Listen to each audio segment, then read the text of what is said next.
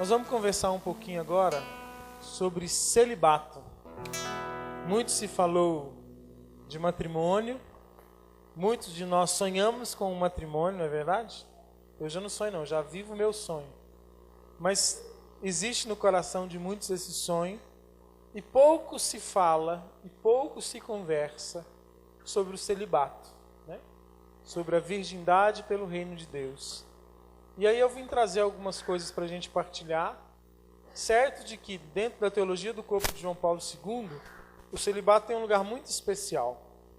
E nessa temática de sermos cidadãos do céu, ele também tem algo muito, como dizer assim, significativo. Por quê? Porque se somos cidadãos do céu, nós precisamos entender então o que Deus espera de nós no céu. E vocês já sabem que no céu nós não vamos nos casar, daqui a pouco nós vamos entrar nisso. Então aqueles que não se casam aqui, estão antecipando o que nós vamos viver no céu.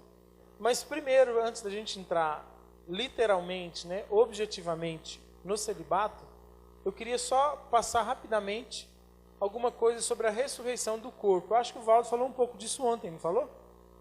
Vocês lembram, não? Falou ou não falou? Não lembro, né? A ressurreição do corpo. A ressurreição do corpo. Muitos pensam que nós vamos ressuscitar só alma. Que no céu nós vamos ter um tanto de alma. Só almas. Falou, não falou? Ah, lembrado. Só que não é verdade. Existe a ressurreição do corpo. A ressurreição do corpo. Alguém podia ir passando para mim ali os slides, por favor? Nós não temos aquele linkzinho que passa. Pode passar. O céu é uma experiência corpórea. Ele falou disso também, não foi? No céu nós vamos ter um corpo. Ah, mas no céu nós vamos ter corpo. Então quem já morreu tem corpo no céu? Quem já morreu tem corpo no céu? Sim ou não? Não. Quem já morreu não tem corpo no céu. Ainda. Quando que eles vão ter corpo no céu? Na segunda vinda de Jesus. Haverá a ressurreição dos corpos. Teremos um corpo glorioso. E aí teremos, né, viveremos no céu com o nosso corpo. Isso a teologia do corpo explicita para nós de forma fantástica. Agora, existe alguém que tem corpo no céu? Quem? Maria e Jesus. Os dois já têm os seus corpos gloriosos. Eles já experimentaram a glorificação do corpo sem o pecado, né? Nenhum dos dois tiveram pecado. Nós vamos experimentar essa glorificação pós o pecado. Eles já experimentaram porque não tiveram pecado. Maria foi imaculada, nasceu imaculada, sem pecado. Então ela já teve o corpo glorioso desde o seu nascimento. E Jesus, após a sua ressurreição, não que ele tinha pecado, mas por causa da morte, por causa da flagelação, o corpo de Jesus foi machucado. Por isso ele também teve um corpo glorioso. E é interessante, porque o corpo glorioso talvez não vai ser do jeito que a gente imagina, porque a gente imagina o corpo nosso, né, que sente dor e tudo mais. É um corpo, porém não é do mesmo jeito que o nosso, e nós não podemos explicar como é esse corpo. Nós não conseguimos explicar. Nós sabemos que é diferente por quê? Se a gente pegar as narrativas depois da ressurreição de Jesus na Bíblia, porque toda a verdade tem que estar na palavra, a gente nota algumas coisas diferentes. A primeira, tem um momento que Jesus aparece para os discípulos, e os discípulos, e Tomé não acreditava, né? E aí Jesus aparece depois e fala com Tomé, pode tocar. E Tomé toca a mão de Jesus, não é isso? Toca o lado de Jesus, ele toca, ou seja, ele consegue pegar, apalpar. Então existe um corpo de verdade. Segunda prova, na palavra de Deus, que o corpo de Jesus é um corpo mesmo glorioso. Quando ele se encontra no final do Evangelho de João, os apóstolos estão pescando, Jesus fala assim, tem peixe. Aí ele acha uma brasa e come junto com os apóstolos. Comer espírito não come peixe, né? Espírito não tem estômago. Como é que ele vai digerir o peixe? Então existe ali um corpo glorioso. Mas existe uma diferença, que também está na palavra de Deus. Que tem um momento que eles estavam todos reunidos, apóstolos, com todas as portas fechadas, e Jesus aparece no meio deles.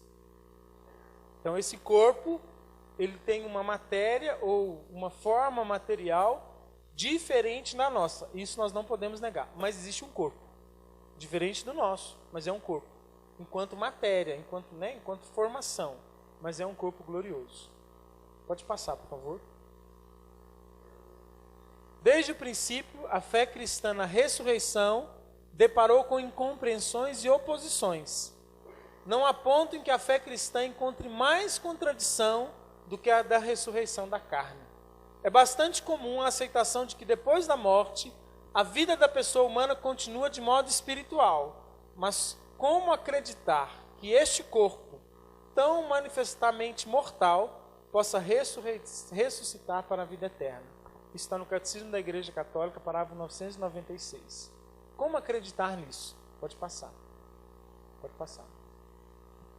A ressurreição da carne, a ressurreição do corpo, ela encontra na teologia do corpo uma nova submissão do corpo ao espírito, ou seja, um corpo diferente, é isso que eu acabei de dizer para vocês. E consistirá na perfeita participação de tudo que é corporal no homem, em tudo que é espiritual nele.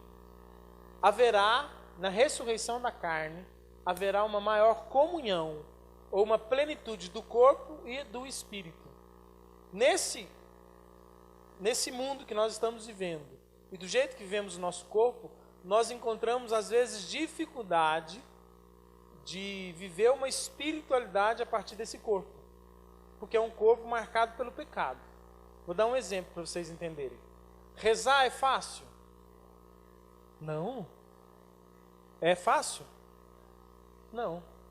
Todo dia você tem vontade de rezar? Todo dia você pega o seu texto e fala, nossa, vou rezar. É assim? Não. Existe em nós uma luta diária para desenvolvermos a espiritualidade. É ou não é? Sim ou não? Não é? Rezar o texto, por exemplo, dá sono, dá preguiça, né? Ir à missa, às vezes, ai, nossa, mas ir à missa agora, acordar cedo para rezar, é uma coisa difícil. E perseverar na oração é difícil. Por quê? Porque nós ainda estamos num corpo marcado pelo pecado.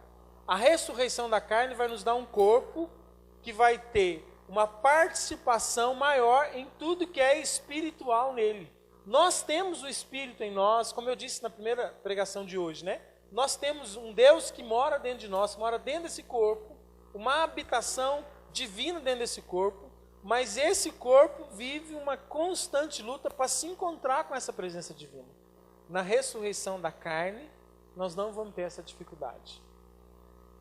O encontro do espírito e do corpo ali vai ser muito maior e mais pleno do que aqui. Isso João Paulo II fala na teologia do corpo. Pode passar. O céu, então, é uma experiência corpórea. Na ressurreição, o corpo voltará à perfeita unidade e harmonia com o espírito, eu acabei de dizer. O homem já não experimentará a oposição entre o que nele é espiritual e o que nele é corpóreo. A espiritualização significa não só que ele permeará inteiramente o corpo, que as forças do espírito permearão as energias do corpo. Olha, chegou a providência divina para nós. Por favor, pode ajudar vocês. Tá dando reflexo, gente, na apresentação? Vai ter que editar aí para nós, hein? É só apagar um aqui que melhora. Não, mas não tem jeito não, gente. É o sol, é a janela. Não tem jeito da gente apagar o sol, não. Não tem jeito de a gente apagar o sol, não. É assim mesmo. Eu vou lendo para vocês, não precisa preocupar, tá? Ficou ruim a luz? Não, é porque, como não mudou nada, eu vou acender pelo menos essa da frente, porque senão a filmagem não fica boa. Isso, olha que menino inteligente. Uma salva de palmas para a inteligência dessas meninas. Voltemos à edição aí que vai ser feita por esse momento, que vai ser cortado. Desculpa, mas vai ser tirado lá da filmagem. Então, o nosso corpo e o nosso espírito, na ressurreição da carne, terão uma unidade perfeita. Essa talvez seja a diferença que nós vamos ter no corpo glorioso. De um corpo totalmente espiritualizado, diferente do corpo que nós temos hoje. Não que nós não alcancemos aqui isso, porque podemos sim experimentar momentos disso, mas não é algo fácil aqui. Depois vai ser algo mais fácil. Pode passar. A ressurreição de Cristo. A ressurreição, segundo as palavras de Cristo, referidas pelos evangelhos, significa não só a recuperação da corporeidade e o restabelecimento da vida humana na sua integridade, através da união do corpo e da alma, mas também um estado completamente novo da própria vida humana. Encontramos a confirmação deste novo estado do corpo na ressurreição de Cristo. É o que eu disse. A ressurreição de Cristo mostra para nós como que vai ser. Vamos comer, porque Jesus comeu depois de ressuscitado. Vamos poder tocar nas pessoas e ser tocado pelas pessoas, porque Jesus fez isso. Mas estaremos num corpo glorioso, mais espiritualizado, porque também Jesus estava. Porque antes da sua ressurreição, Jesus não entrava em lugar nenhum, que estava tudo fechado. Não existe nada na Bíblia, que eles estavam todos no lugar fechado e Jesus entrou ali dentro. Agora, depois da ressurreição, teve. Então, e até mesmo tem a ascensão, Jesus subiu aos céus, um corpo levado para o céu. Então isso mostra o que nós vamos viver. Cristo se fez homem para mostrar para nós tudo o que nós vamos viver como homens. Ele se rebaixou na condição humana para nos divinizar, para a gente ver tudo que nós vamos viver como seres humanos. Pode passar. Cristo nos aponta para o casamento final. Isso também foi falado um pouquinho ontem, não foi? Vamos ler lá, Lucas 20, 34 e 35.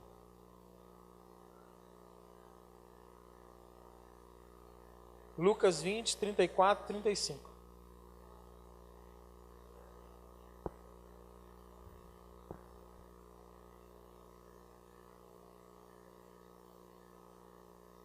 Amém? Misericórdia. Lucas capítulo 20, versículo 34 e 35. Não dá para ficar esperando aí muito tempo não, hein? Mas os que forem julgados dignos de ter parte no outro século, na ressurreição dos mortos, nem eles se casam, nem elas se dão em casamento. Pois... desculpa, eu comecei a ler depois. 34. Jesus respondeu: os filhos desses séculos casam-se e se dão em casamento, mas os que forem julgados dignos de ter parte no outro século, na ressurreição dos mortos, nem eles se casam, nem elas se dão em casamento. Palavra da salvação. A grande pergunta: quando eu for para o céu, como é que vai ser com a minha esposa? A gente vive uma vida tão boa aqui, a gente se ama, a gente se abraça, a gente faz coisa que só marido e mulher pode fazer. Lá no céu eu não vou fazer isso? A gente não tem essa pergunta? Gente, por muito tempo na minha caminhada eu achava que no céu ia ser a mesma coisa. Porque eu falava assim, gente, mas no céu não é possível que eu não vou poder. Não é possível que eu não vou poder ficar com a minha esposa. Imagina o meu quarto com ela lá no céu, né? Nosso cantinho no céu, lá um quartinho para nós. Eu imaginava isso. Por quê? Porque é maravilhoso. O sacramento do matrimônio é maravilhoso. É maravilhoso. E eu, de verdade, o dia que eu descobri que isso não ia acontecer, eu fiquei meio frustrado no primeiro momento. Falei, gente, no céu, poxa, tão bom o matrimônio, a nossa vida tem dificuldade, mas é maravilhoso o matrimônio. Só que, o que me consolou e me deu ainda uma expectativa, porque eu não consigo entender o que vai ser, como vai ser, e ninguém consegue, mas o que me deu uma expectativa maravilhosa, que o amor que eu experimento com a minha esposa, eu vou experimentá-lo com Deus no céu. O prazer que eu experimento com a minha esposa, eu vou experimentar com Deus no céu. O casamento que eu experimento com a minha esposa, eu vou experimentá-lo com Deus no céu. Aí eu fiquei feliz, de novo. Porque eu não ia ter minha esposa, mas eu vou ter um amor que é muito maior do que ela. Eu vou experimentar uma comunhão que é muito maior do que a comunhão que eu tenho com ela. Não que a dela seja ruim, pelo contrário, é muito bom. e imagine, eu vou ter algo melhor do que muito bom, algo maior do que muito bom. Isso é o casamento que nós vamos ter no céu, o casamento final, que Cristo fala para nós. Lá, o Valdo leu para vocês em Efésios 5, que Cristo fala, o casamento entre Cristo e, São Paulo fala, o casamento entre Cristo e a igreja. Então, no céu, nós vamos ressuscitar com o corpo, mas vamos viver um casamento com Deus, um matrimônio com Deus. A intimidade que eu vivo com a minha esposa, eu vou viver ela com Deus no céu. Isso é maravilhoso. Pode passar. Casamento final. As palavras não se casarão, que a gente leu aqui, parece ao mesmo tempo afirmar que os corpos humanos que foram recuperados e também renovados na ressurreição preservarão seu específico caráter masculino ou feminino, e que o significado de ser homem ou mulher no corpo será constituído e entendido no outro mundo de modo diferente daquilo que foi desde o princípio e depois em toda a dimensão da existência terrena. O que João Paulo II está dizendo disso? São as palavras dele, ele é um pouco filósofo, isso é da Teologia do Corpo, no parágrafo 66. O que ele está dizendo para nós? Que no céu nós não vamos deixar de ser homens e mulheres. Não se casarão, e ele fala, eles não se casarão e elas não se darão em casamento. Porque tem gente que acha que nós vamos ser anjo, porque anjo não tem sexo. Sexo enquanto homem e mulher. Não tem anjo e anja. Só sem anjos. Nós não vamos ser como os anjos. Nós vamos viver um matrimônio com Deus na nossa masculinidade e na nossa feminilidade. Nós vamos continuar sendo homem e mulher. Ah, mas quando eu chegar no céu, será que, como que vai ser, né? O órgão genital, que a gente já pensa, nós somos bem sexualizados, já pensamos nisso, como é que vai ser? Olha, eu não sei se vamos, como vamos utilizá-los, mas que eles vão continuar existindo, vão. Porque o nosso nome e o nosso ser homem, ser mulher, está gravado na palma da mão de Deus. E nós somos assim e vamos ser assim por toda a eternidade. Pode passar. Assim, portanto, a situação escatológica na qual não se casarão tem o seu sólido fundamento no estado futuro do sujeito pessoal, quando, como consequência da visão de Deus face a face, nascerá nele um amor de tal profundidade e força, de concentração sobre o próprio Deus, que inundará completamente a sua inteira subjetividade psicossomática. Aquilo que eu disse. O amor que eu experimento com a Carla, no céu eu vou experimentá-lo com Deus de uma forma muito maior, de uma forma muito mais plena, de uma forma muito mais maravilhosa. Pode passar. Celibato e antecipação do reino dos céus. Mateus 19, 10 a 12. Nós vamos viver um casamento com Deus. Vocês estão convencidos disso? Que você está prometido em casamento? Prometido em casamento? Está prometido. Sabe aquelas coisas de antigamente? Meu filho, minha filha vai casar. Mateus 19, 10 a 12. Você está prometido em casamento para casar com Deus. E esse é o grande objetivo nosso aqui na terra.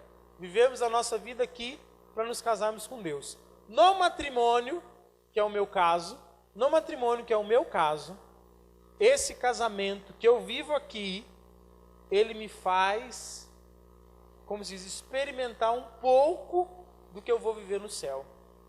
O gozo que eu vivo no meu matrimônio, a alegria que eu vivo no meu matrimônio, me faz experimentar o que eu vou viver maravilhosamente no céu de forma maior. Agora, existem aqueles que são celibatários, aqueles que não se casam. Mateus 19, de 10 a 12. Vamos ler. Os discípulos disseram: se é assim, a condição do homem em relação à mulher, não vale a pena casar-se. Ele acrescentou, Jesus: nem todos são capazes de compreender essa palavra, mas só aqueles a quem é concedido. Com efeito, há eunucos que nasceram assim desde o ventre materno. Há eunucos que foram feitos eunucos pelos homens. E há eunucos que se fizeram eunucos por causa do reino dos céus. Quem tiver capacidade para compreender, compreenda. Palavra da salvação. Sabe o que é eunuco? Ouviram falar nisso?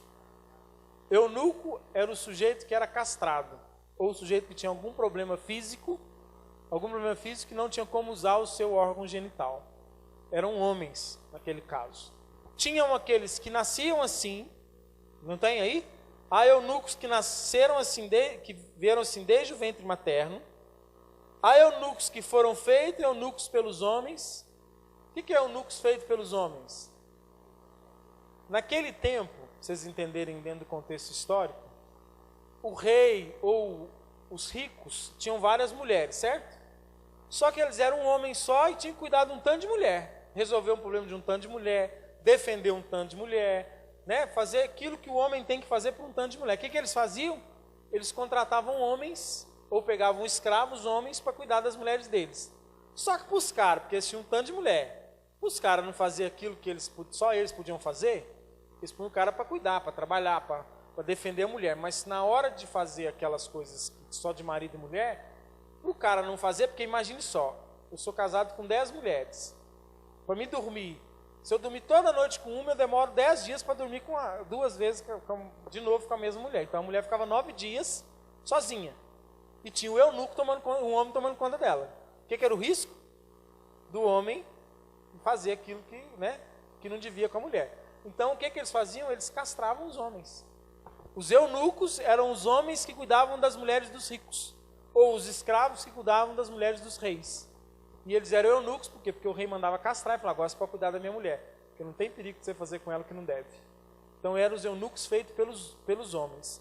Agora existe um terceiro eunuco que vem a partir de Jesus Cristo. Porque até Jesus, gente, até Jesus não se tinha celibato. Não se tinha não se casar. A não ser nesses casos realmente de escravidão ou de doença. Todo mundo se casava.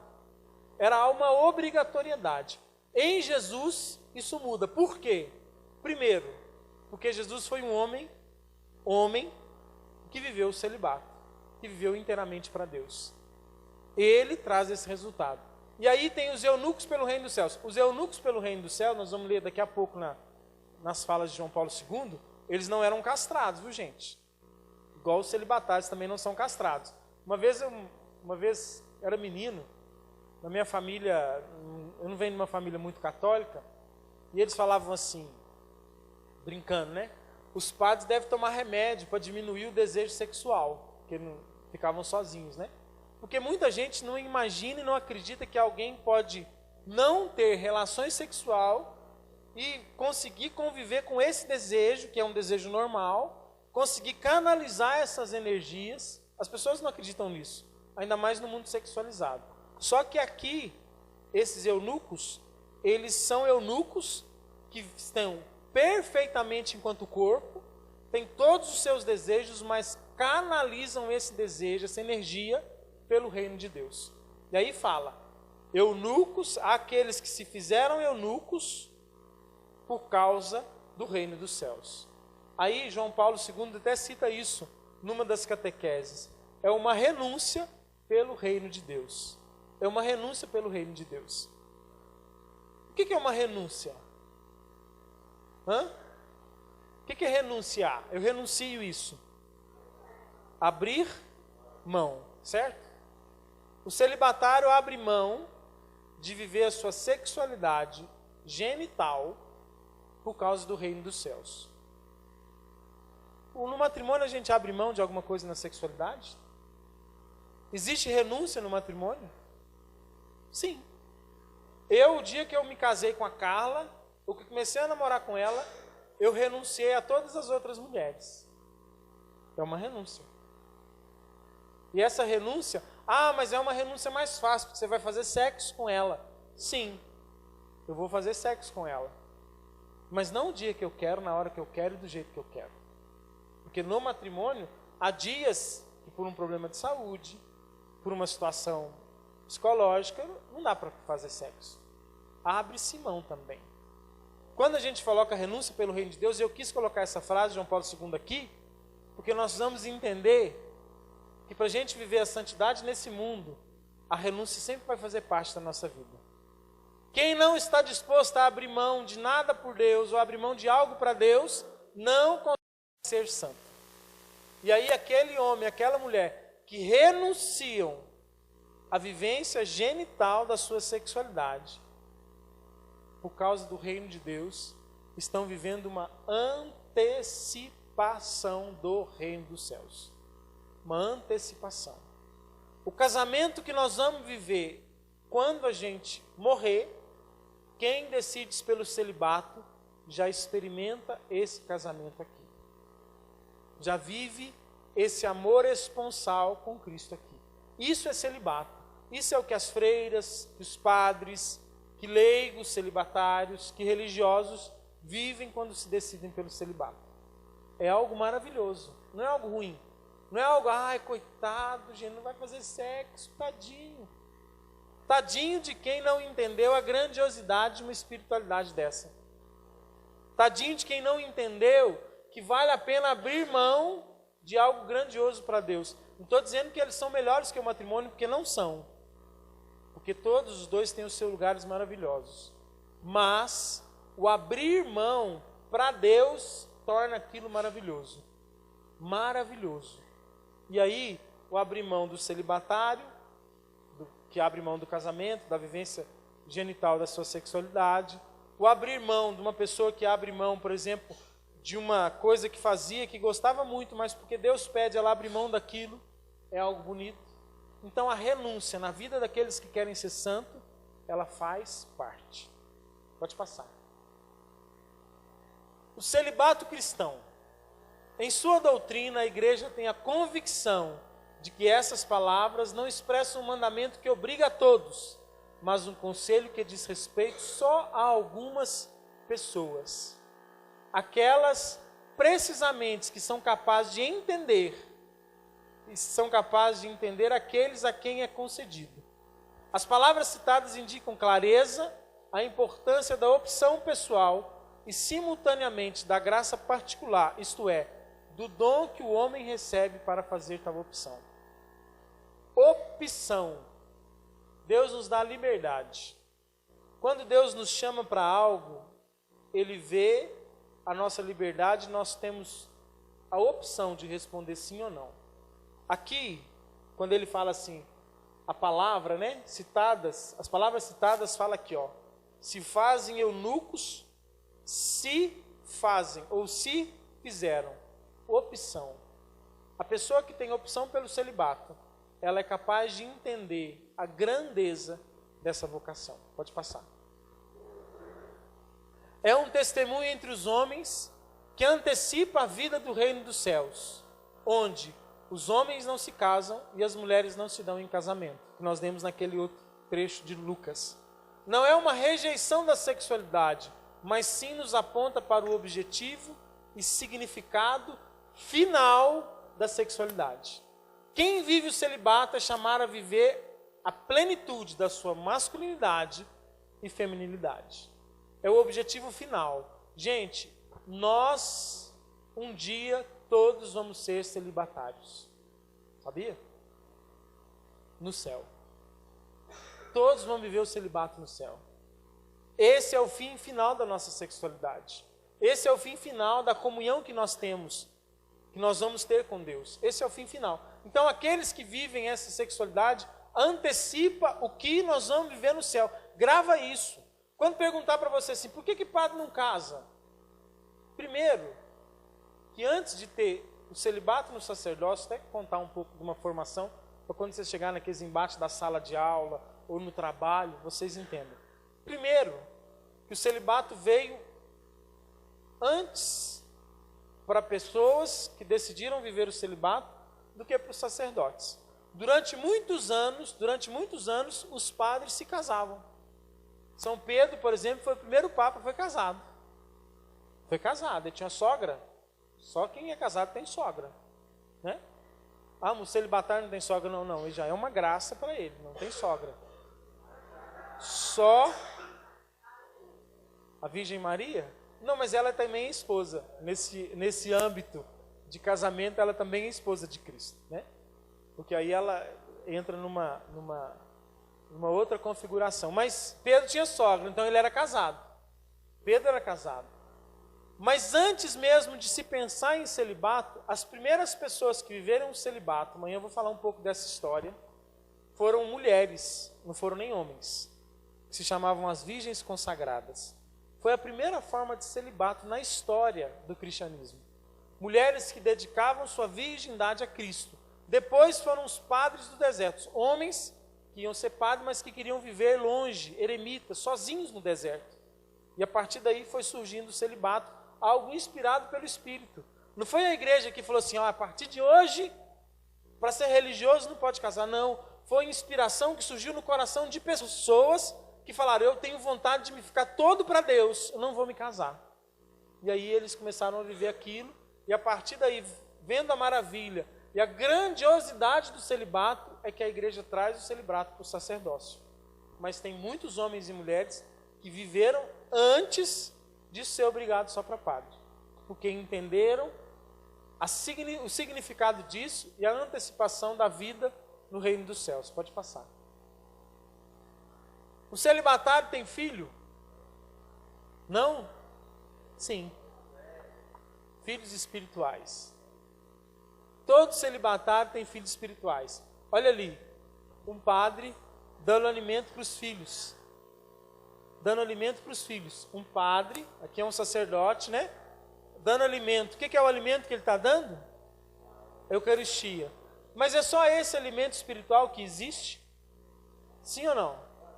Então uma religiosa, por exemplo, pode dar outro alimento para os filhos espirituais dela?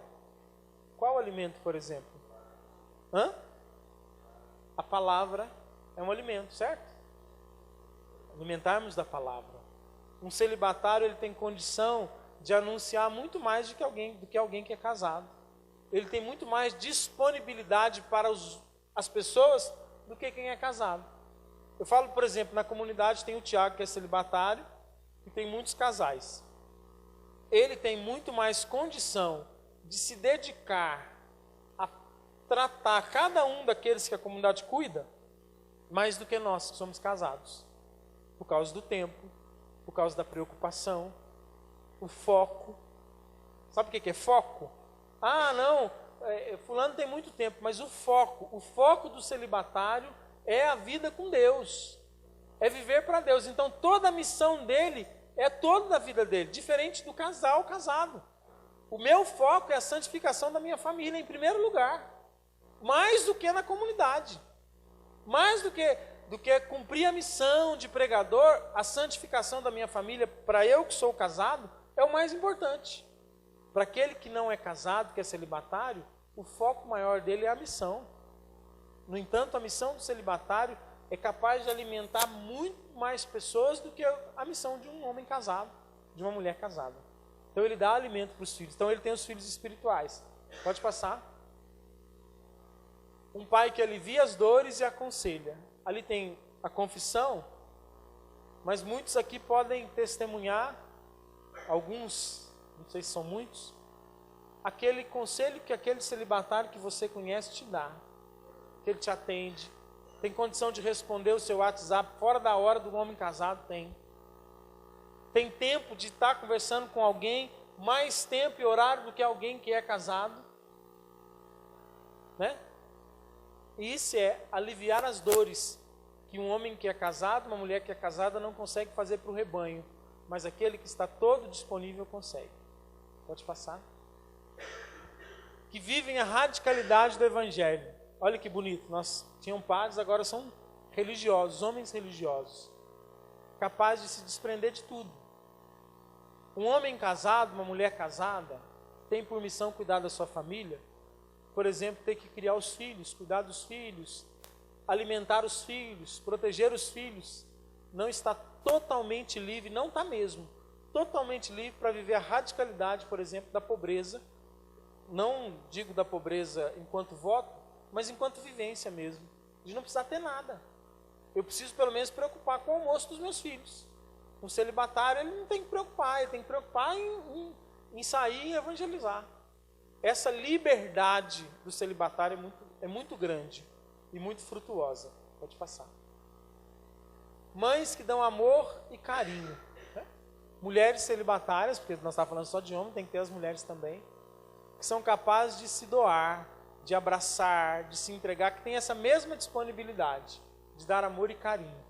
Quantos não têm mães e encontram às vezes nos braços de uma mulher celibatária o carinho de uma mãe? Pode passar. Mães que educam os filhos, né? Os meus filhos estudam num colégio de freiras, né? Celibatárias. E olhando para algumas delas, não conheço a fundo todas, mas algumas que a gente tem mais contato, eu percebo que elas seriam excelentes mães, pelo carinho, pelo cuidado, pela preocupação com os meus filhos. Ontem mesmo eu tive que ir lá no colégio para levar uns documentos para a matrícula do ano que vem, e eu cheguei no colégio, tinham várias pessoas que trabalhavam na secretaria, várias, e a Luísa e o Lucas estavam comigo. E lá na secretaria tem um balcão alto assim, sabe? Então os meninos são mais baixos que o balcão, ninguém viu eles. Só que eles estavam conversando.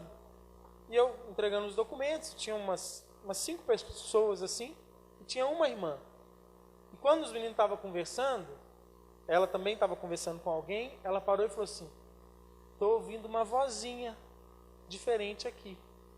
Ninguém tinha reparado dos meus filhos, só ela reparou. Ela levantou, foi lá, saiu para cumprimentá-los. Naquela hora eu senti um coração de mãe ali. Diferente por quê? Porque os outros talvez tenham até os seus filhos e não tem tempo de se preocupar com o filho dos outros. O celibatário é aquele pai e mãe que vai preocupar com o filho dos outros. Porque tem muito filho e filha doido para um aconselhamento de mãe e de pai, e que às vezes dentro de casa, por situações difíceis de convivência, não tem. Mas tem com aquele pai e mãe que não está dentro de casa. Eu vi no coração da irmã Rose um coração de mãe, que ela levantou, ela estava conversando com outra pessoa longe, assim, ó. Ela levantou e falou assim: estou escutando uma vozinha aqui. E foi lá me cumprimentar os meus filhos. Tem muitos filhos, eu estou falando isso aqui porque eu queria muito que Deus, pelo menos, colocasse uma dúvida no seu coração hoje. Porque a gente já logo decide se casar. Mas uma dúvida no seu coração hoje para você pensar. Se não tem muitos filhos por aí precisando de uma mãe, filhos de alguém precisando de mãe e pai para aconselhar, para cuidar, para amparar. E talvez Deus precise do seu coração para ser esse pai e essa mãe que tem faltado na vida de outros. Pode passar. Mulheres que, como Maria, escolheram a melhor parte. Essa para mim é a que me dá mais assim inveja. Não que eu seja frustrado na minha vocação, mas literalmente, objetivamente, o celibatário escolheu a melhor parte. Ele escolheu a melhor parte. No momento de solidão dele, porque a gente acredita que tem esses momentos de solidão, ele está com a melhor parte. Com aquele que vai lá na alma. No momento de solidão da Carla, eu posso estar muito presente na vida dela, mas eu não consigo tocar a alma dela. Tem até aquelas músicas românticas que falam: você tocou minha alma, mas é mentira. Isso aí é mentira. Homem e mulher nenhum consegue tocar nossa alma. Só o verdadeiro esposo. Mas Jesus pode tocar minha alma, que pode, e toca. Ele toca minha alma também na minha solidão.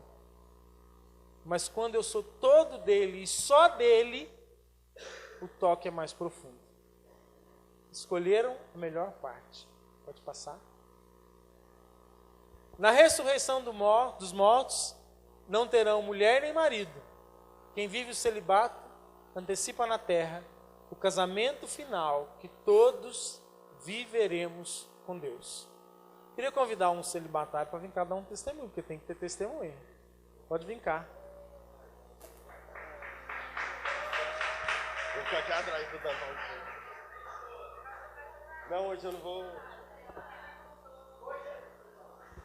Hoje ele não vai contar a história dele, que vocês já sabem. No módulo 2 vocês aprenderam a história do Tiago, o chamado dele. Mas hoje eu quero que ele conte um pouco do que ele vive como experiência de celibatário. O que ele vive de paternidade, de maternidade, de cuidado com os filhos espirituais que Deus deu para ele. Eu só queria tirar uma dúvida aqui de alguns, que surgiu uma dúvida ontem, se pode adotar filho, né? A dúvida é essa: pode. Ele pode adotar filhos. Não é proibido pela igreja um celibatário adotar um filho. Porém, entenda uma coisa: isso não depende dele, depende de onde ele está inserido. Exemplo, um frei franciscano celibatário pode adotar um filho? Legalmente e canonicamente, sim, desde que a congregação autorize. O Tiago pode adotar uma criança? Desde que a comunidade autorize. Para ser um filho, porque um filho adotivo não é um filho espiritual. O Tiago pode ter quantos filhos espirituais ele quiser, mas adotados aqueles que a comunidade achar pertinente. Por quê? Porque vai ter que avaliar bem a situação para que aquele filho não tire dele o caráter religioso. Porque o filho pode tirar dele a prioridade dos filhos espirituais que ele tem que estar disponível. Mas isso não é impossível e nem proibido. Nem pela igreja, nem pela sociedade civil. Inclusive, eu conheço um sacerdote em Belo Horizonte que tem muitos filhos adotados, de papel passado, certidão de nascimento e tudo mais. Pois então, hoje eu não vou contar o meu testemunho, porque eu já disse na segunda, né? No segundo módulo.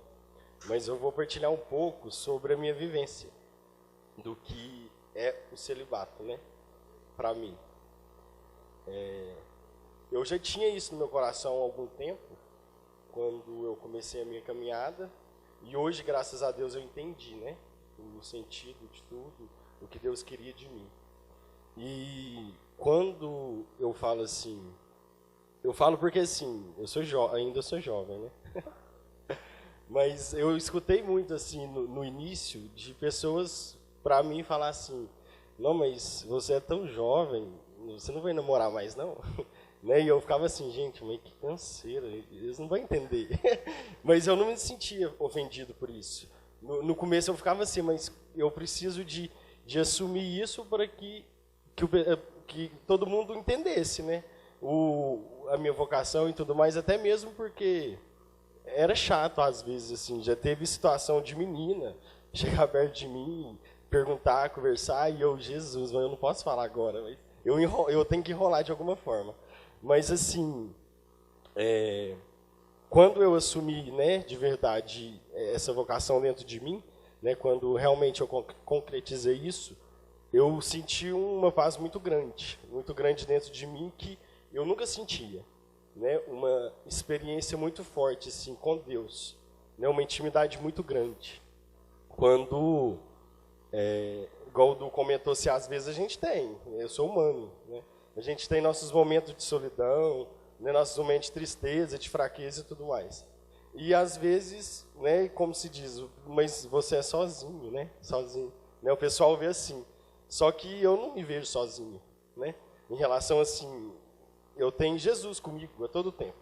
Né, eu falo muito com os meninos, que eu converso assim, eu não consigo não chorar, velho, que raiva. Eu sou muito chorão. Isso aí eu já falei para Jesus que eu não consigo tirar de mim, porque eu sou muito emotivo, eu sempre fui. Mas assim, é porque eu fico nervoso. Eu falo muito, mas quando estou na frente assim, eu fico muito nervoso. Mas eu sempre falo assim que a intimidade com Deus a gente percebe nas pequenas coisas, né? E a partir do momento que eu percebi isso para mim, eu descobri um tesouro na minha vida, assim. Porque eu sempre me questionava e me perguntava muita coisa. E às vezes eu não conseguia entender. E a partir do momento que eu conseguia ver Jesus, né, e eu falava assim, será que é Ele mesmo que está me mostrando isso? Aí eu sempre fui muito confuso. Então eu ficava com aquilo na minha cabeça, e eu ia para a capela, eu rezava, e eu não entendia. Eu falava assim, Jesus, mas que confusão é essa? Só que Ele me mostrava muita coisa concreta, né? Que eu entendia no meu interior, assim, que eu conseguia ver, entender, e eu cheguei à conclusão, eu falei assim, realmente, ele fala comigo toda hora, velho. Eu falo assim, como que pode, né, eu entender muita coisa? Lógico que eu tenho que entender muita coisa ainda, cada dia é um dia, mas ele me mostra muita coisa e ele consegue passar para mim um amor tão grande assim, que quando eu estou mal, quando eu estou, né, no meu momento de tristeza, fraqueza, eu me recorro a ele. Porque eu tenho Ele para isso, né? E quando eu estou com Ele, né, Ele está comigo a todo tempo, mas quando eu estou na presença dele ali, eu consigo sentir uma paz tão grande que eu nunca senti, que eu não consigo sentir de outra forma, né? Já tive muitas oportunidades, né? Antes disso tudo, já tive uma sexualidade totalmente desregrada, já fui usuário, então assim, eu já busquei tanta coisa, muitos prazeres na vida que eu não conseguia sentir esse amor, essa alegria, essa paz interior dentro de mim. E eu descobri através de Jesus. Eu fiquei meio surtado quando ele falou para mim, me mostrava e falava assim, é isso. Eu falava assim, não tem como assim? Como que eu vou, igual tu falou, viver, né?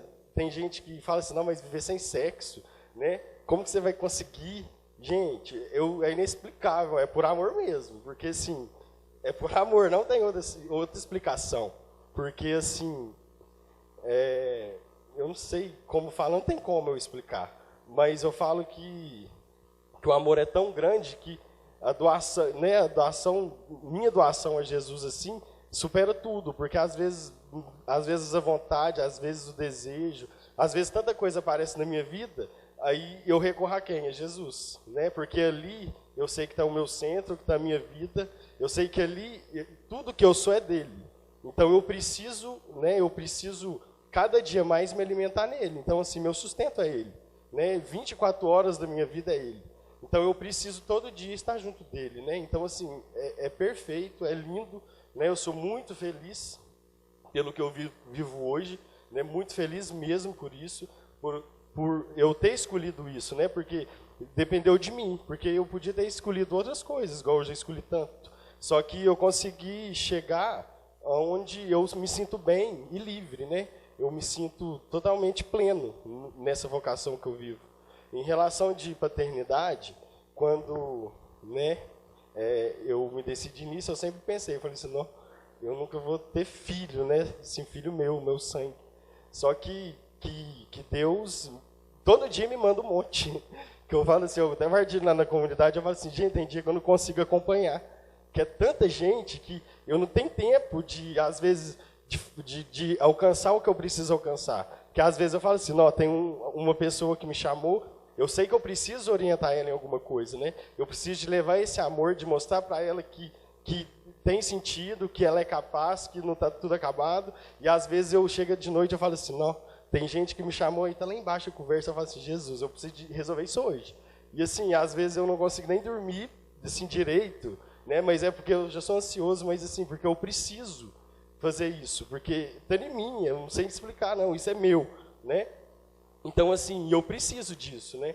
E Deus me dá filhos todo dia. Eu falo que cada dia é um monte, porque chega 1, chega 10, chega 20. Então assim, vai chegando e vai ficando, uns saem, uns vêm.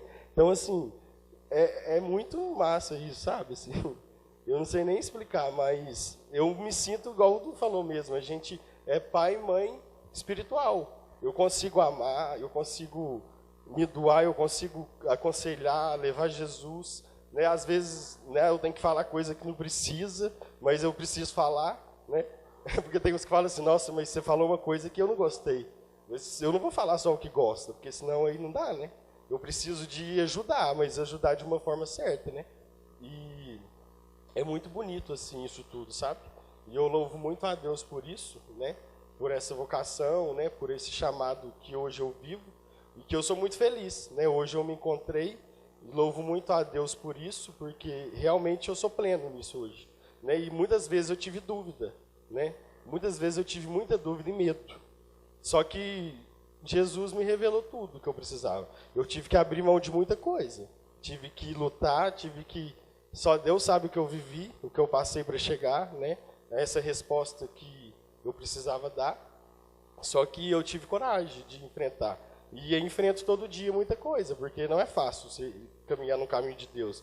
É muita tentação, é muita provação, mas é esse caminho mesmo que eu sou feliz e eu vou seguir, né? Igualzinho eu sempre falo, onde Deus me levar, eu estou indo, independente de qualquer lugar, de onde que for, né? Que se eu me decidir, então que eu sou dele por inteiro, né? Não tem como eu ser dele só pela metade. Então, é isso, entendeu? Então eu sou dele mesmo, o que ele quiser fazer de mim que faça, como se diz, até aquela frase ali, se ele quer eu também quero, e é assim que eu vivo todo dia, né? E todo dia, né, em oração, né, perguntando, questionando, estando sempre na presença dele, porque se não é ele para me sustentar, não tem outra coisa, né? Mas, no mais, é isso mesmo, assim. sobre o que eu vivo hoje, assim, na comunidade como, né, celibatário. O primeiro que hoje que tem sou eu, né?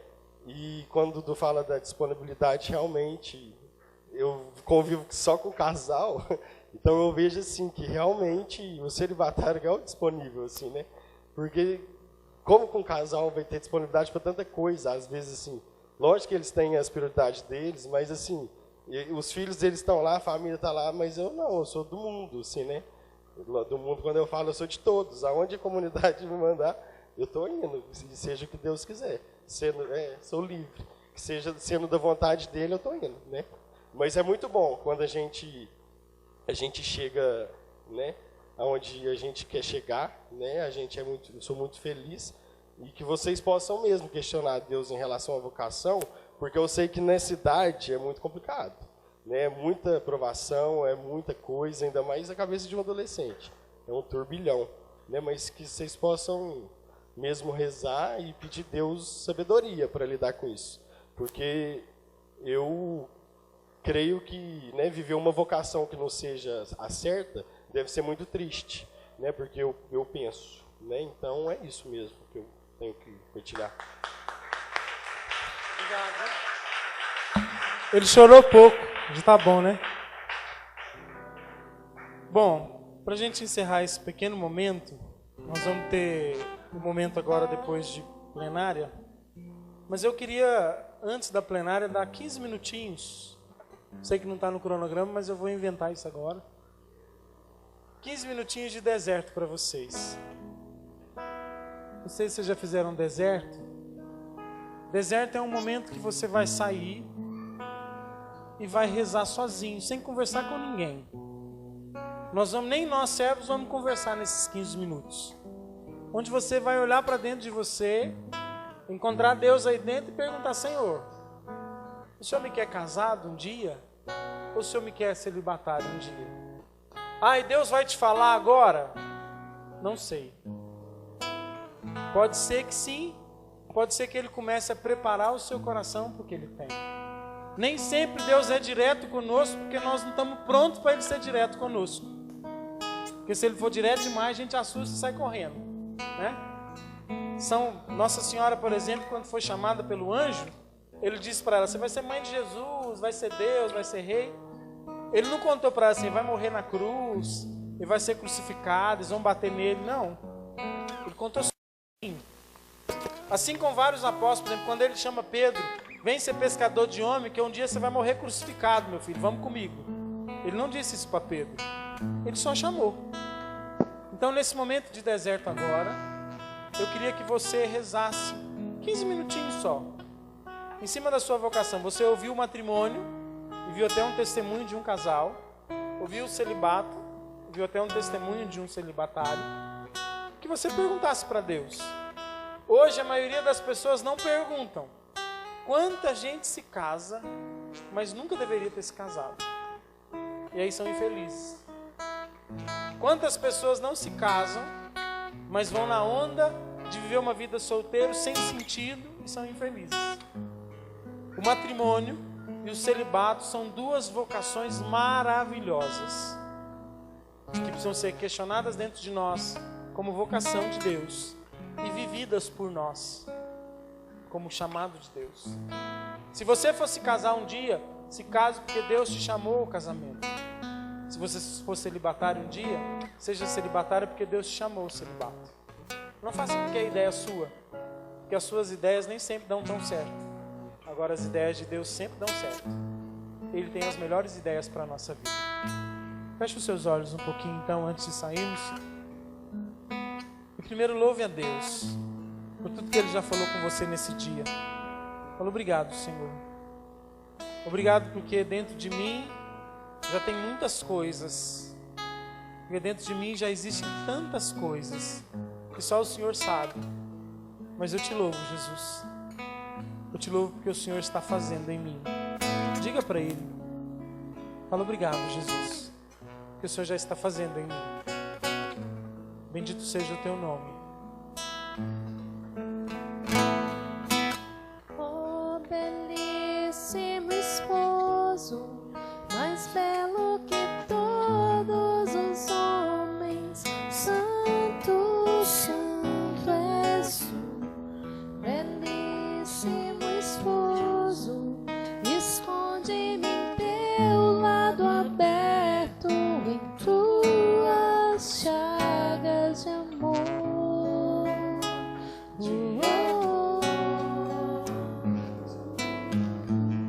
seus olhos fechados, diante dessa música. Mesmo você que um dia vai se casar ou já até é casado, olhe para Jesus aí na sua mente. Porque um dia essa é a sua vocação, se casar com Ele. Pode ser que ela seja antecipada por este mundo, pode ser que seja só no céu, mas esse é o seu esposo. O seu esposo. Você está prometido, prometida para Jesus. Olhando para Ele, olhando nos olhos dele, canta para Ele. Mesmo você, homem, se renda a esse amor de Jesus, que vai muito além da sexualidade. E às vezes a nossa sexualidade até nos impede de experimentá-lo. Canta para Jesus. Oh, belíssimo esposo, mais belo que todos os homens. Santo, santo, santo és tu. Belíssimo esposo. Belíssimo esposo, Esconde